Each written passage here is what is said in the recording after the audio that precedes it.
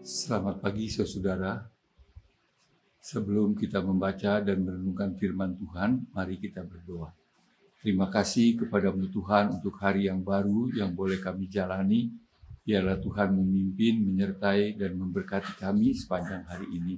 Kami hendak memulai dengan membaca dan merenungkan firman-Mu. Biarlah Tuhan berbicara dan mengajar kami, supaya kami mendapat berkat daripadanya. Dalam Tuhan Yesus kami berdoa. Amin. Saudara, pembacaan firman Tuhan pada hari ini diambil dari Yakobus pasal yang kedua, ayat 8 sampai dengan ayat yang ke-13. Tetapi saya hanya akan membaca ayat 10 sampai dengan ayat 12 yang mengatakan demikian. Sebab barang siapa menuruti seluruh hukum itu, tetapi mengabaikan satu bagian daripadanya, ia bersalah terhadap seluruhnya. Sebab ia, maksudnya Tuhan, yang mengatakan jangan berzina, ia mengatakan juga jangan membunuh. Jadi, jika kamu tidak berzina tetapi membunuh, maka kamu menjadi pelanggar hukum juga. Saudara, dua ayat yang saya bacakan tadi merupakan bagian daripada satu perikop atau suatu tema yang oleh Lembaga Alkitab diberikan judul Jangan Memandang Muka. Pada ayat-ayat yang terdahulu jelas dikatakan bahwa sebagai orang-orang yang percaya kepada Kristus, kita jangan memandang muka terhadap seseorang. Misalnya terhadap seorang yang kaya, yang berpakaian bagus, kita memberikan perlakuan khusus, kita lebih menghormatinya. Sedangkan kepada seorang yang pakaiannya sederhana, miskin, mungkin kita mengabaikannya. Itu jelas dikatakan, jangan kita berperilaku seperti itu. Dan kemudian dikatakan juga, bahwa hukum-hukum atau perintah-perintah yang Tuhan berikan sebenarnya seluruhnya merupakan satu kesatuan. Jadi walaupun kita bisa melakukan banyak daripada hukum-hukum itu, mentaatinya, tetapi satu aja kita gagal, maka kita sudah gagal secara keseluruhan, dalam arti kita adalah orang yang melanggar hukum itu. Itu yang tadi dikatakan, sebab barang siapa menuruti seluruh hukum itu, tetapi mengabaikan satu bagian daripadanya, ia bersalah terhadap seluruhnya. Sebab ia yang mengatakan jangan berzina, ia mengatakan juga jangan membunuh. Jadi jika kamu tidak berzina tetapi membunuh, maka kamu menjadi pelanggar hukum juga. Jadi jelas dikatakan, ya, kalau kita gagal dalam salah satu, maka itu berarti kita gagal dalam keseluruhan, karena seluruh hukum itu merupakan kesatuan. Oleh sebab itu, saudara, tidak ada seorang pun yang bisa mentaati semua hukum atau perintah-perintah Tuhan. Semua orang, maka dikatakan dalam Roma 3 ayat 23, sebab semuanya telah berbuat dosa. Semua orang berbuat dosa, semua orang adalah orang berdosa yang gagal dalam mentaati perintah-perintah Tuhan.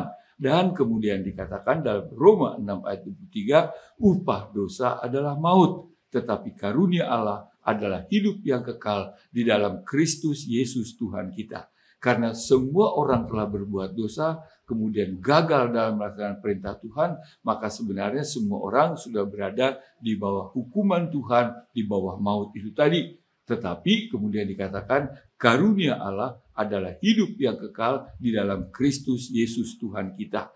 Oleh sebab itu kita diselamatkan bukan karena kita bisa mentaati perintah atau hukum-hukum Tuhan, tetapi karena karunia Allah, karena anugerah Allah. Dikatakan dalam Yohanes 3 ayat 16, supaya setiap orang yang percaya kepadanya, kepada Tuhan Yesus, tidak binasa, melainkan beroleh keselamatan, hidup yang kekal. Jadi jelas, saudara, kita diselamatkan bukan karena kita bisa melaksanakan perintah Tuhan. Kita adalah orang-orang yang gagal, tetapi kita diselamatkan karena kasih Tuhan, karena anugerah Tuhan yang kita terima dengan kita mengimani, percaya kepada Tuhan Yesus Kristus. Tetapi sekalipun demikian, saudara, bukan berarti kita dapat mengabaikan begitu saja segala perintah-perintah atau hukum-hukum Tuhan. Kita tetap harus berusaha dengan semaksimal mungkin mentaati perintah dan hukum-hukum Tuhan, mentaati akan kehendak Tuhan. Itulah yang Tuhan kehendaki. Bahkan dalam rangka iman kita kepada Kristus, secara khusus dikatakan di sini, dalam hubungan kita dengan sesama manusia, janganlah kita memandang muka terhadap orang yang terhormat, terhadap orang yang berkedudukan tinggi, terhadap orang yang disegani, atau orang yang kaya, diberikan perlakuan khusus, perlakuan istimewa, sedangkan terhadap orang yang sederhana, yang miskin, diabaikan dengan begitu saja. Jangan hal itu kita lakukan selaku pengikut Kristus. Itulah yang dimaksud daripada pembacaan firman Tuhan tadi. Dan biarlah itu kita camkan, kita perhatikan, dan kita laksanakan dalam kehidupan kita sehari-hari sebagai pengikut-pengikut Kristus. Agar melalui kehidupan yang sedemikian, yang tidak memandang muka, Tuhan dimuliakan menjadi satu kesaksian yang baik bagi banyak orang. Saudara, Tuhan memberkati. Mari kita berdoa. Sekali lagi kami datang kepadamu, terima kasih Tuhan untuk firman-Mu yang mengingatkan kami supaya kami tidak memandang muka, supaya kami bersikap sama terhadap setiap orang, supaya kami mentaati akan perintah-perintah Tuhan, bukan saja hanya salah satu atau sebagian, tetapi secara keseluruhan sebagaimana yang Tuhan kehendaki daripada kami selaku pengikut-pengikut Tuhan Yesus. Tolong kami Tuhan untuk dapat melaksanakan firman Tuhan itu dalam kehidupan kami. Tuhan, lindungi, pelihara, bahkan berkatilah kehidupan kami juga keluarga kami sepanjang hari ini dan seterusnya. Biarlah Tuhan dimuliakan. Terima kasih Bapa, dalam Tuhan Yesus kami panjatkan syukur dan doa kami. Amin. Saudara, Tuhan memberkati kita sekalian. Puji Tuhan. Amin.